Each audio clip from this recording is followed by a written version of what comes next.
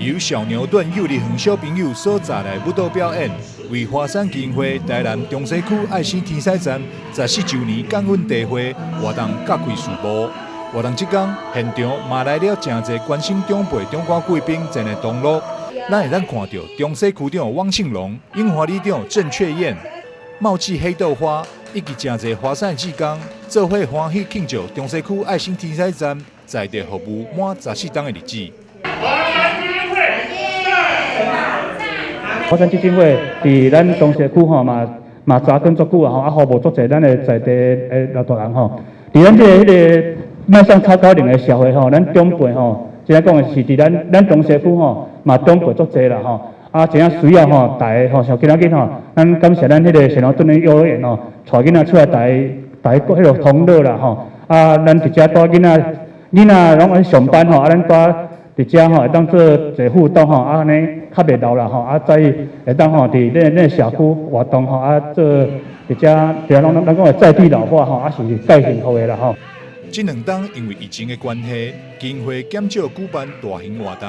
这次为了感谢社会各界对着中西区爱心天使站14档来斗3工，特别选定伫咧樱花里活动中心举办感恩大会，感谢大家支持。疫情的关系，我们已经有2年多没有办大型活动。那我想很多的长辈呢都闷坏了。那我们到现在，我们的中西站呢已经创立了已经到现在已经是14年了。一个站长呢，他除了要负责长辈的服务之外，他还要去募集社会资源。而这一路的过程，如果没有我们的在地的资源单位，还有我们的很多善事义工来支持的话，是没有办法来成就这样子的一个工作。在感恩大会上，基金会嘛有邀请亮亮染织手作坊的吴亮珠老师，亲自教导长辈制造植物超拓染的袋啊，让长辈动手动头壳，做出家己的创意袋啊。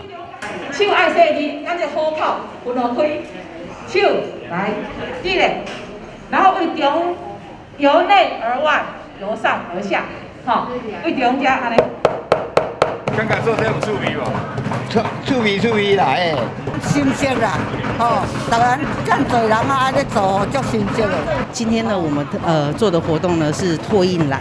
那也希望说呢，在这个过程敲敲打打的过程呢，能活络我们的服务的独居老人他们末梢的手部神经，然后最后呢，更可以写上心愿卡来挂在我们的这个袋子上面，然后带回家来做个纪念。那我们也邀请呢在地的公司行号以及在地的善事，可以跟我们一起来守护老宝贝的行列。华山基金会在全国成立大约400个爱心天使站，服务将近3万名长辈，秉持着在地脑化、社区互助等理念，免费提供教题方式、慰问关怀、陪同就医等服务，期待以在地人服务在地人精神，建立社区互助自助的模式，也欢迎认同伊照顾理念的朋友，做伙加入关怀长辈行列。台南新闻张秀维采访报道。